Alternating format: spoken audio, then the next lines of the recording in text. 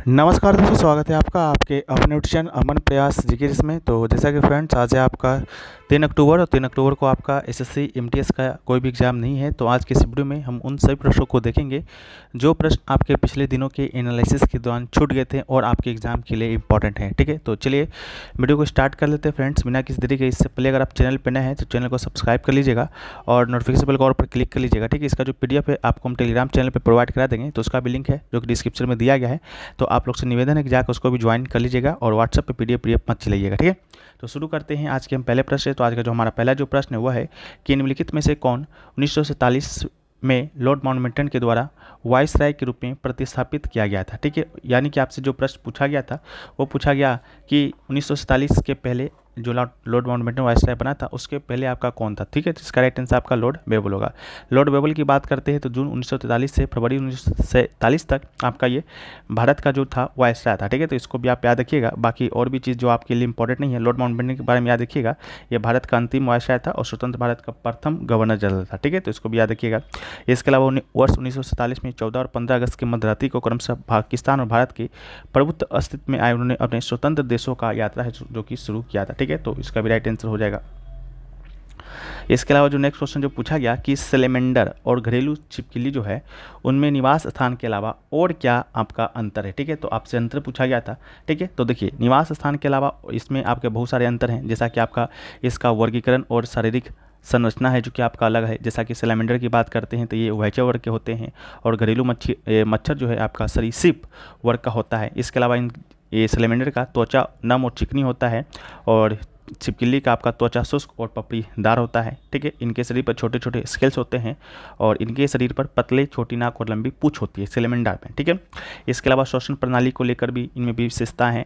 इनमें श्वसन के लिए फेफड़े, गलफेरे और त्वचा का उपयोग होता है। कुछ प्रजातियां पूरी तरह से जलीय होते हैं और गलफेरे के माध्यम से सांस लेती है।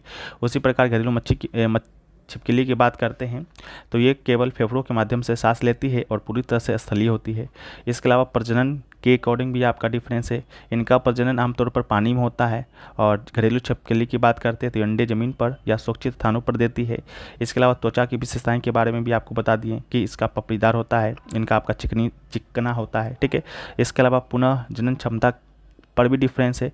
सैलेमेंडर की बात करते हैं तो ये अपने खोए हुए अंगे और शरीर के अन्य हिस्सों को पुनः उत्पन्न करने में सक्षम होते हैं। घरेलू छिपकली की बात करते हैं तो इनमें भी पुनर्जनन की क्षमता होती है और लेकिन यह सैलेमेंडर की तुलना में कम होती है। ठीक है, तो इसको भी आप लोग देखिएगा। नेक्स्ट जो क्वेश्चन पूछा गया कि बावरिया क्या है। ठीक है, इसके अलावा इनका उपयोग क्या है, इनकी संरचना क्या है और जल संरक्षण में कैसे मदद करती है।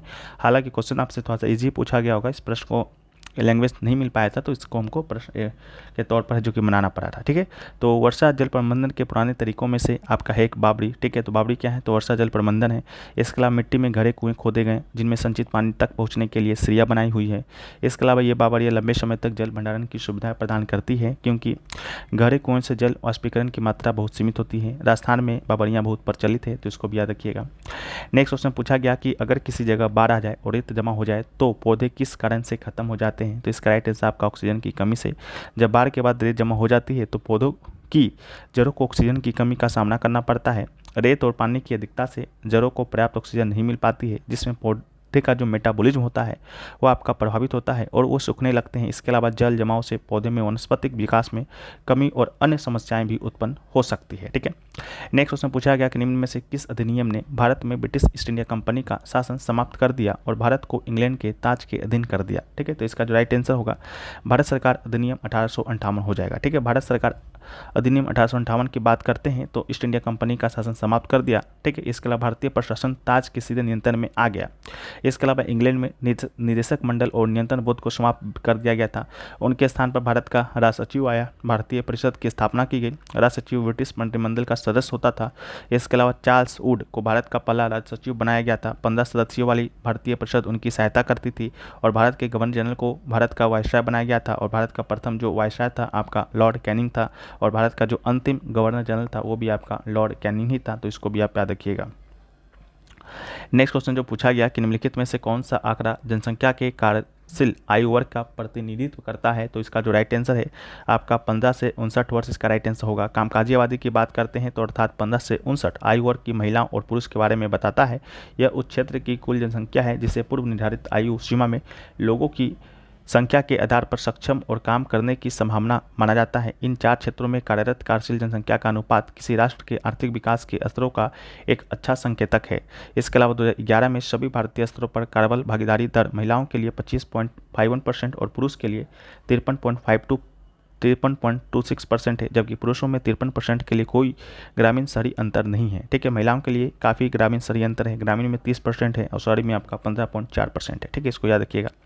अगला है कि उस विकल्प की पहचान करें जो मौसम वैज्ञानिक के अनुसार भारत में वास्तविक मौसम नहीं है, तो इसका राइट आंसर आपका पश्चिमी ऋतु हो जाएगा। ठीक है, मध्य अक्षांशों में बहने वाली स्थायी हवाओं को पश्चिमी हवा कहा जाता है। हवा उपोष्णकटिबंधीय हाई प्रेशर बेल्ट से निचले प्रेशर बेल्ट तक बहती है। दक्षिणी गोलार्ध के पश्चिम भाग अधिक स्थिर और उच्च होते हैं तथा कथित ब्रेव वेस्ट विंड्स चली तस्मानिया और न्यूजीलैंड पर प्रहार करती है। ठीक है, इसके अलावा ध्रुवीय चक्रवात के साथ वेस्टर्ली अपनी शक्ति को बदलती है। सर्दियों के दौरान चक्रवात अधिकतम तीव्रता तक पहुंच जाता है और पश्चिमी हवाओं की ताकत बढ़ जाती है। इसके अलावा गर्मियों के दौरान चक्रवाती तूफान कम से कम पहुंच जाता है, जिसमें पश्चिमी हवाएं कम हो जाती है। ठीक है, तो इसको भी याद रखना है। अगला है कि एक राजनीतिक दल को भारत में राष्ट्रीय पार्टी की मान्यता प्राप्त करने हेतु निम्नलिखित में से कौन सा आवश्यक शर्त है। ठीक है, तो लोकसभा या विधानसभा में कोई दल कम से कम 4 राज्यों में वेद का मत 6% प्राप्त करती है तथा किसी राज्य से लोकसभा में कम से कम 4 सीट पर विजयी होती है। ठीक है, तो ये शर्त माना जाता है। इसके अलावा भी बहुत सारी चीज़ें हैं। आपका निम्नलिखित 3 शर्त जो है आपको उसको पूरा करना होता है। ठीक है, 3 में से कोई भी एक शर्त, जैसा कि है यदि पार्टी कम से कम 3 अलग राज्यों से लोकसभा में 2% यानी कि 11 सीटें देती हैं, अथवा लोकसभा या विधानसभा में पार्टी कम से कम 4 राज्यों में कुल वैध वोटों में से 6% मत प्राप्त करती है और यह किसी भी राज्य या राज्य से लोगों के सदन में कम से कम 4 सीटें देती हैं। इसके अलावा कम से कम 4 या अधिक राज्यों में एक पार्टी को राज्य पार्टी के रूप में मान्यता मिली हो। इन तीनों में से कोई भी एक क्राइटेरिया फुल होता है तो किसी पार्टी को आपका राष्ट्रीय पार्टी का जो दर्जा है वो दिया जाता है। ठीक है, अगला है कि ब्रॉड गेज रेलवे नेटवर्क की लंबाई है जो कि कितना है। तो ब्रॉड गेज रेलवे नेटवर्क की लंबाई की बात करते हैं तो 1.676 मीटर इसका राइट आंसर होगा। किसी भी रेलवे लाइन पर 2 पटरियों के अंदरूनी किनारों के बीच को रेलवे गेज कहा जाता है। जैसे ये दो पटरी हो गया, इसके बीच का जो ये गैप होता है उसी को रेलवे गेज के नाम से जानते हैं। भारत में 4 प्रकार के रेलवे गेज का उपयोग किया जाता है: बड़ी लाइन या ब्रॉड गेज, मीटर गेज, छोटी लाइन या नैरो गेज या मानक गेज। ठीक है, ब्रॉड गेज की बात करते हैं तो ये अक्सर वाइड गेज इसे कहा जाता है और इन रेलवे गेजों में 2 पटरियों की दूरी या भारतीय रेलवे ट्रक में उपयोग किया जाने वाली बड़ी लाइन ब्रॉड गेज की चौड़ाई की बात करते हैं तो 1.676 मीटर 1676 होता है। मानक गेज की बात करते हैं तो भारतीय रेलवे ट्रैक में प्रयुक्त मानक गेज की चौड़ाई 1435 होता है। ठीक है, इसे मीटर में बदलिएगा तो उसको पॉइंट लगाना पड़ेगा, उसको भी ध्यान में रखिएगा। मीटर गेज की बात करते हैं तो 1000 होता है। छोटी लाइन या नैरो गेज की बात करते हैं तो 762 और 610 के बीच होता है। ठीक है, इसको भी याद रखिएगा। अगला है कि कंवल बाघ अभ्यारण्य जो है डैश राज्य में स्थित है, तो इसका जो राइट आंसर होगा वो आपका तेलंगाना हो जाएगा।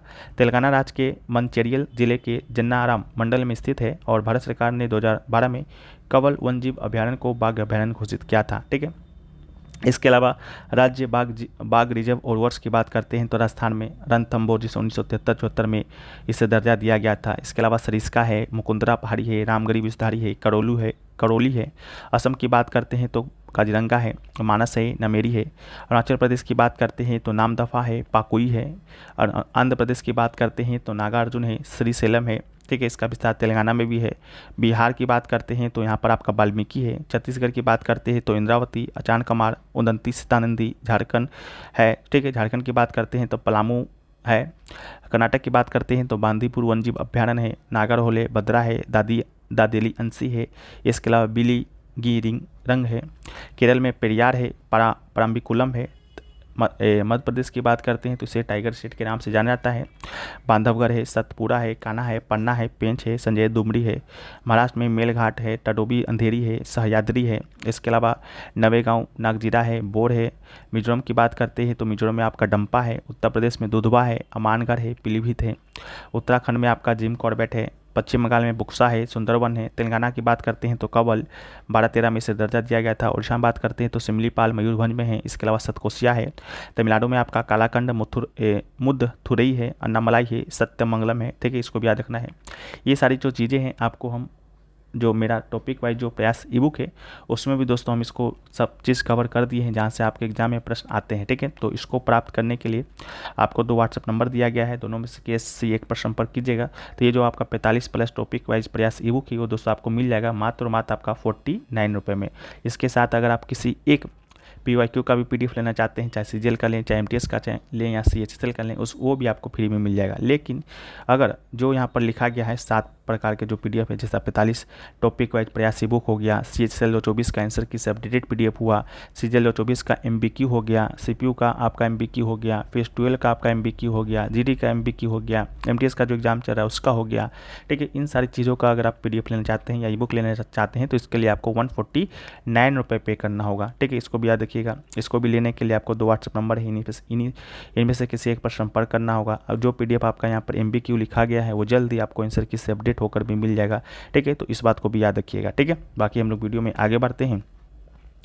तो हमारा जो नेक्स्ट क्वेश्चन होगा फ्रेंड्स वो आपका होगा कि according to the NITI Aayog first multi dimensional poverty index MPI which union territory are poor. ठीक है, तो इसका right answer Dadar and Nagar Haveli होगा। नीति आयोग के पहले बहुआयामी गरीबी सूचकांक MPI के अनुसार दादर और नागर हवेली जो था सबसे गरीब केंद्र शासित प्रदेशों में से एक है, जहां पर 27.36% जनसंख्या गरीब है। इसके अलावा जम्मू कश्मीर है, लद्दाख है, दमन दीव है और चंडीगढ़ भी है। ठीक है, अगला है कि सिंथेटिक संकेतक क्या है। सिंथेटिक संकेतों के 2 उदाहरण आपसे पूछा गया था। तो सिंथेटिक सूचक वो होते हैं जो प्रयोगशाला में संश्लेषित होते हैं और वो अपना रंग बदलकर अम्ल या क्षार की उपस्थिति का संकेत देते हैं। इसके अलावा सिंथेटिक सूचक के उदाहरण की बात करेंगे तो फिनोल फथिलीन है, इसके अलावा मिथाइल ऑरेंज है। अगला जो है कि who was the chairman of the first all Bengali student council held in 1928। तो इसका जो राइट आंसर होगा वो दोस्तों आपका पंडित जवाहरलाल नेहरू होगा। ठीक है, प्रथम जो है अखिल बंगाल छात्र सम्मेलन अगस्त 1928 में जवाहरलाल नेहरू की अध्यक्षता में हुआ। यह भारत स्तर पर पहला छात्र संगठन है। संगठन की स्थापना 12 से 13 अगस्त 1936 लखनऊ के गंगा प्रसाद मेमोरियल हॉल में हुआ और सम्मेलन की अध्यक्षता पंडित जवाहरलाल नेहरू ने किया और M.A. जिन्ना ने किया था। छात्र शक्ति समाज को सुधारने और उनसे मजबूत करने वाले घटकों में से एक था। ठीक है, नेक्स्ट क्वेश्चन पूछा गया कि ऋग्वेदिक काल में तीनों में से कौन सी देवता विशेष रूप से महत्वपूर्ण था। तो अग्नि, इंद्र और सोम आपके तीनों देवता हैं जो कि महत्वपूर्ण थे। अगर इन तीनों में से भी आपका इंपॉर्टेंट पूछा जाता है तो इंद्र इसका आपका राइट आंसर होगा। अग्नि को अग्नि का देवता, इंद्र को योद्धा देवता या बारिश का देवता, सोम को एक पौधा थे जो विशेष पेय तैयार किया गया था, इसको इससे संबंधित है। नेक्स्ट को है कि a deficient is a general example of. ठीक है, तो आपका एग्जाम्पल पूछा गया था तो शॉर्टफॉल हो गया, लॉस हो गया, इसके अलावा डिफिशेंसी हो गया, इसके अलावा घाटा, कमी, हानि या कमी का एक समान उदाहरण है। ठीक है, तो इसको भी आप याद रखिएगा, ये भी आपसे एग्जाम में पूछा जाता है। नेक्स्ट जो हमारा प्रश्न जहाँ से आपके एग्जाम में प्रश्न एक न एक आते हैं हर शिफ्ट में, वो है आपका मौलिक कर्तव्य। मौलिक कर्तव्य से संबंधित एक प्रश्न पूछा गया कि अनुच्छेद 51A का H है जो कि किससे संबंधित है। तो इसका जो राइट आंसर था वैज्ञानिक स्वभाव, मान्यतावाद तथा जिज्ञासा एवं सुधार की भावना को विकसित करना उससे संबंधित था। लेकिन मौलिक कर्तव्य के विषय में हम लोग कुछ जो पॉइंट्स देखते हैं, ये तो पहले भारतीय संविधान में नहीं था, इसे 1976 में 42वां संविधान संशोधन के माध्यम से जोड़ा गया था। किसकी समिति की सिफारिश पर? सरदार सोन सिंह समिति की सिफारिश पर भाग 4A जोड़ा गया था, यानी कि मौलिक कर्तव्य भाग 4A में है। और अनुच्छेद की बात करेंगे तो अनुच्छेद 51A जोड़ा गया था। ठीक है, जब 1976 में ये मौलिक कर्तव्य जोड़ा गया था उस समय 10 मौलिक कर्तव्य हुआ करता था, लेकिन आपका 2002 में एक और मौलिक कर्तव्य जोड़ा गया था। 86वां संविधान संशोधन के माध्यम से एक और मौलिक कर्तव्य जोड़ा गया था, जिससे आपका वर्तमान में 11 मौलिक कर्तव्य आपका हो जाता है। ठीक है, इसे रूस के संविधान से लिया गया था, तो ये इसको भी आप याद रखिएगा। बाकी कौन कौन से मौलिक कर्तव्य हैं उसको एक बार हम लोग देखें, जहाँ से आपके एग्जाम में प्रश्न आते हैं।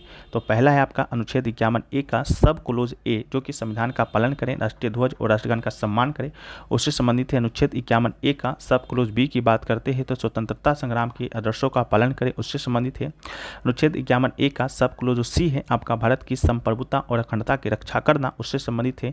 अनुच्छेद 51A का जो D है वो आपका देश की रक्षा करे, आह्वान किए जाने पर राष्ट्रीय सेवाएं प्रदान करें, उससे संबंधित है।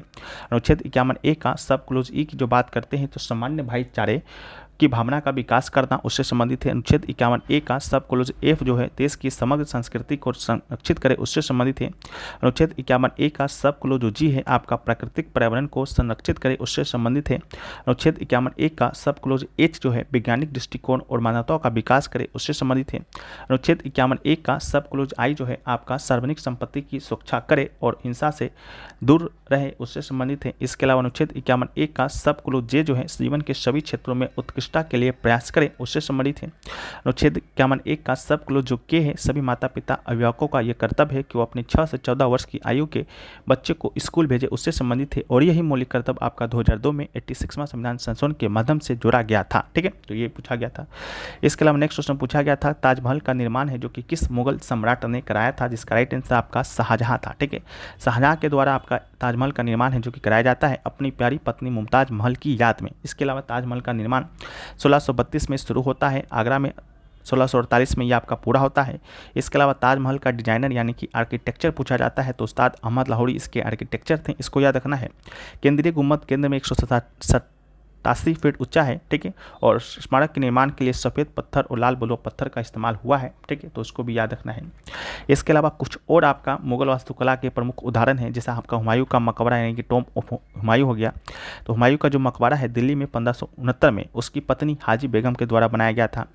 उसकी मृत्यु के 14 वर्ष के बाद 1565 में इसे बनवाया गया था। समाधि एक चौकोर घेरे वाले बगीचे के केंद्र में है। आगरा का किला, आगरा फोर्ट की बात करते हैं तो अकबर के द्वारा आपका इसे बनाया गया था। 1565 में इसका शुरू हुआ था और 1574 में ये पूरा हुआ। फतेहपुर सीकरी की बात करते हैं तो ये आपका आगरा के पास है। अकबर की राजधानी फतेहपुर सीकरी का निर्माण अकबर के द्वारा ही कराया गया था। साथ में बुलंद दरवाज़ा जो है फतेहपुर सीकरी का उच्च प्रवेश मार्ग है, तो उसको भी याद रखना है। जामा मस्जिद की बात करते हैं जो कि दिल्ली में है, बहुत ही प्रसिद्ध है और आपका मुगल आर्किटेक्चर का ये बहुत ही उत्कृष्ट उदाहरण माना जाता है जो कि शाहजहां के द्वारा बनवाया गया था, तो शाहजहां को याद रखना है। लाल किला की बात करते हैं, रेड फोर्ट, जिसे भी आपका शाहजहां के द्वारा ही बनवाया गया था। ठीक है, तो ये भी आपका मुगल वास्तुकला का एक बहुत ही प्रसिद्ध उदाहरण है। ठीक है, तो शाहजहां के शासनकाल के दौरान पुरानी दिल्ली के मध्य में बनाया गया था और जिसे तब शाहजहानाबाद के नाम से जाना जाता था। बीबी की मकबरा की बात करते हैं तो यह आपका एक शुद्धतावादी के रूप में औरंगजेब ने कला के सभी रूपों को हतोत्साहित किया और उनके शासनकाल के दौरान वास्तुकला और कलाएं गिर गई। मुगल शासन के दौरान फिर कभी नहीं देखी गई। ठीक है, उनकी पत्नी रबिया उद दौरानी का मकबरा 1989 में औरंगाबाद दक्कन में उनके बेटे के द्वारा पूरा किया गया था। इस अवधि के कुछ निर्माणों में से एक ध्यान देने योग्य बातें हैं तो बीबी का मकबरा औरंगजेब के द्वारा। ताजमहल के बारे में बात कर लिए। बादशाही मस्जिद की बात करते हैं तो बाबर के द्वारा 1524 में इसे बनाया गया था, तो इसको भी आपको याद रखना होगा। नेक्स्ट क्वेश्चन पूछा गया कि सेल यानी steel authority of India limited which sector, तो इसका राइट आंसर तो आपको सार्वजनिक क्षेत्र हो जाएगा। ठीक है, तो सेल जो है एक आपका केंद्रीय सार्वजनिक क्षेत्र का उपक्रम है जो स्टील उत्पादन में कार्यरत है, लेकिन स्वामित्व के आधार पर उद्योग की बात करते हैं तो इसे 3 मुख्य श्रेणियों में विभाजित किया जाता है। पहला है सार्वजनिक क्षेत्र के उद्योग, इनका जो स्वामित्व होता है संचालन सरकार के द्वारा किया जाता है। उदाहरण की बात करते हैं तो भारतीय रेलवे हो गया, भारतीय स्टेट बैंक हो गया। इसके अलावा निजी क्षेत्र के उद्योग की बात करते हैं तो इनका जो स्वामित्व या संचालन है निजी व्यक्तियों कंपनी के द्वारा किया जाता है। उदाहरण के लिए आपका रिलायंस इंडस्ट्रीज, इसके अलावा टाटा मोटर्स। ठीक है, यह आपका निजी क्षेत्र का उद्योग हो गया। संयुक्त क्षेत्र के उद्योग की बात करते हैं तो इसका स्वामित्व और संचालन सरकार और निजी पक्ष के साझेदारी के रूप में किया जाता है। उदाहरण की बात करते हैं तो ONGC हो गया, इसके अलावा गेल हो गया, सेल हो गया। ठीक है, ये सभी आपका क्या है, ये सभी सेल नहीं, सेल तो आपका सार्वजनिक क्षेत्र का है। संयुक्त क्षेत्र की बात करते हैं तो ONGC है, गेल है। ठीक है, तो इसको याद रखना है। नेक्स्ट क्वेश्चन पूछा गया कि बिहू जो डांस है किस राज्य से संबंधित है। बिहू डांस की बात करते हैं तो यह आपका असम से संबंधित है। बिहू जो है आपका असम का तो डांस है ही है, साथ में यह आपका असम का त्यौहार भी है यानी फेस्टिवल है। ठीक है, तो बिहू जो फेस्टिवल है असम में 3 बार मनाया जाता है। ठीक है, एक बार नहीं 3 बार मनाया जाता है। तीनों बार आपका अलग अलग नाम से मनाया जाता है। तो पहला है रोंगाली बिहू, जिसे हम लोग बोहाग बिहू के नाम से भी जानते हैं, यह आपका अप्रैल में मनाया जाता है और असमिया नववर्ष का स्वागत करता है ये त्यौहार। ठीक है, कंगाली बिहू जिसे हम लोग काटी बिहू के नाम जानते हैं, अक्टूबर या नवंबर में मनाया जाता है और फसल की सुरक्षा और पौधे की पूजा से जुड़ा होता है। ठीक है, भोगाली बिहू की बात करते हैं जिसे हम लोग माघ बिहू के नाम से भी जानते हैं, ये जनवरी में मनाया जाता है और फसल की कटाई के बाद सामुदायिक भोज के साथ मनाया जाता है। ठीक है, तो इसको भी आपको याद रखना पड़ेगा। नेक्स्ट जो क्वेश्चन पूछा गया था कि हड़प्पा सिंधु घाटी सभ्यता से संबंधित कौन सा कथन गलत है। ठीक है, तो 4 कथन दिया गया था। 4 कथन था, हड़प्पा सिंधु घाटी सभ्यता के प्रमुख शहरों में से एक था। दूसरा कथन था कि हड़प्पा लिपि को पूरी तरह से पढ़ लिया गया है और समझा जा चुका है। तीसरा था कि हड़प्पा में उन्नत शहरी योजनाएं थी जिसमें जल निकासी प्रणाली और गिरिदृषि शहर की संरचना शामिल था। चौथा था कि हड़प्पा व्यापार का केंद्र था, इसका मेसोपोटामिया के साथ संबंध था। ठीक है, तो इसमें जो गलत था वो कथन आपका ऑप्शन नंबर 2 वाला था कि हड़प्पा लिपि को पूरी तरह से पढ़ा जा चुका है और समझा जा चुका है। ऐसा बिल्कुल नहीं है। हड़प्पा लिपि को अब तक ना ही पढ़ा जा चुका है और ना ही समझा जा चुका है। ये इसका जो लिपि है आपका क्या है, प्रति चित्रात्मक है, यानी कि चित्र के द्वारा इसका लिपि है जो कि बताया गया है। इस कारण से जो है अभी तक ना पढ़ा जा चुका है ना ही इसे अभी कुछ किया जा चुका है। ठीक है, तो आपको इसको भी याद रखना है। नेक्स्ट जो क्वेश्चन आपसे पूछा गया वो पूछा गया कि पीएम स्वनिधि योजना जो है किस मंत्रालय से संबंधित है। ठीक है, तो पीएम स्वनिधि योजना की बात करते हैं तो इसका संबंध है आवास और शहरी मामलों के मंत्रालय से, यानी कि ministry of housing and urban affairs.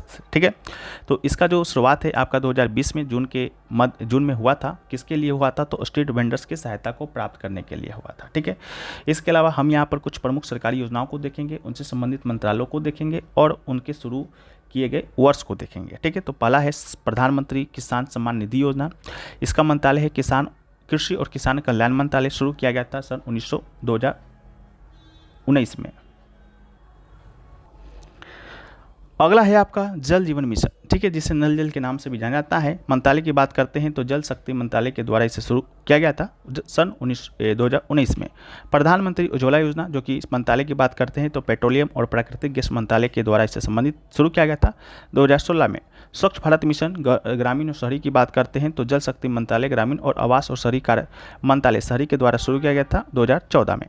प्रधानमंत्री जनधन योजना 2014 में शुरू किया गया था वित्त मंत्रालय के द्वारा। प्रधानमंत्री आवास योजना की बात करेंगे तो आवास और शहरी कार्य मंत्रालय शहरी और ग्रामीण विकास मंत्रालय ग्रामीण के द्वारा 2015 में। मेक इन इंडिया की बात करते हैं तो वाणिज्य और उद्योग मंत्रालय के द्वारा सन 2014 में। स्मार्ट सिटी मिशन की बात करते हैं तो आवास और शहरी कार्य मंत्रालय के द्वारा 2015 में। प्रधानमंत्री मुद्रा योजना की बात करते हैं तो वित्त मंत्रालय के द्वारा 2015 में। आयुष्मान भारत योजना की बात करते हैं जिसे कि प्रधानमंत्री जन आरोग्य योजना के नाम से भी जानते हैं। ये शुरू किया गया था 2018 में स्वास्थ्य और कल्याण परिवार मंत्रालय के द्वारा। प्रधानमंत्री फसल बीमा योजना कृषि और किसान कल्याण मंत्रालय 2016 में शुरू किया गया था। सुकन्या समृद्धि योजना वित्त मंत्रालय के द्वारा 2015 में। अटल पेंशन योजना की बात करते हैं तो वित्त मंत्रालय के द्वारा 2015 में। प्रधानमंत्री ग्रामीण सड़क योजना की बात करते हैं तो ग्रामीण विकास मंत्रालय 2000 में शुरू किया गया था। राष्ट्रीय स्वास्थ्य मिशन की बात करेंगे तो स्वास्थ्य और परिवार कल्याण मंत्रालय के द्वारा सन 2013 में। प्रधानमंत्री रोजगार सृजन कार्यक्रम जो है आपका सूक्ष्म लघु और मध्यम उद्यम मंत्रालय के द्वारा 2008 में। प्रधानमंत्री कौशल विकास योजना की बात करते हैं तो कौशल विकास और उद्यमिता मंत्रालय के द्वारा 2015 में। राष्ट्रीय ग्रामीण आजीविका मिशन की शुरुआत की बात करते हैं तो ग्रामीण विकास मंत्रालय के द्वारा 2011 में। प्रधानमंत्री मातृ वंदन योजना जो है महिला और बाल विकास मंत्रालय के द्वारा 2017 में। डिजिटल इंडिया की बात करते हैं तो इलेक्ट्रॉनिक्स और सूचना प्रौद्योगिकी मंत्रालय के द्वारा 2015 में। प्रधानमंत्री गरीब कल्याण अन्न योजना की बात करते हैं तो उपभोक्ता मामले खाद्य और सार्वजनिक वितरण मंत्रालय के द्वारा 2020 में। प्रधानमंत्री श्रम योगी मानधन योजना आपका श्रम और रोजगार मंत्रालय के द्वारा 2019 में। प्रधानमंत्री वय वंदन योजना की बात करते हैं तो वित्त मंत्रालय के द्वारा 2017 में। सागरमाला परियोजना जो है पोत परिवहन मंत्रालय के द्वारा 2015 में। उड़ान योजना की बात करते हैं तो नागरिक उड्डयन मंत्रालय के द्वारा 2016 में। राष्ट्रीय शिक्षा नीति जो है आपका शिक्षा मंत्रालय के द्वारा 2020 में। प्रधानमंत्री आत्मनिर्भर भारत अभियान की बात करते हैं तो विभिन्न मंत्रालयों का समन्वय था और 2020 में इसे शुरू किया गया था। प्रधानमंत्री गरीब कल्याण रोजगार योजना की बात करते हैं तो ग्रामीण विकास मंत्रालय के द्वारा 2020 में। राष्ट्रीय पोषण मिशन की बात करते हैं तो महिला और बाल विकास मंत्रालय के द्वारा 2018 में। प्रधानमंत्री डिजिटल स्वास्थ्य मिशन की बात करते हैं तो स्वास्थ्य और परिवार कल्याण मंत्रालय के द्वारा 2021 में शुरू किया गया था। ठीक है, तो आज का जो वीडियो है हम यहीं पर समाप्त करते हैं। वीडियो आपको पसंद आया है तो वीडियो को लाइक कर दीजिएगा। चैनल पे अगर आप लोग नए हैं चैनल को सब्सक्राइब करते हुए चलिएगा और नोटिफिकेशन बेल को ऑल पर क्लिक कर दीजिएगा। और इसमें से कोई भी पीडीएफ लेना चाहते हैं तो आप लोग ले सकते हैं। बाकी ये सब पीडीएफ लेना चाहते हैं तो आपको 149 रुपये पे करना होगा, या सिर्फ ई बुक लेना चाहते हैं तो मात्र 49 रुपये है। ठीक है, व्हाट्सएप नंबर दिया गया है, दोनों में से किसी एक पर संपर्क कर लीजिएगा, आपको पीडीएफ मिल जाएगा। मिलते हैं हम लोग नेक्स्ट वीडियो में फ्रेंड्स, तब तक के लिए जय हिंद।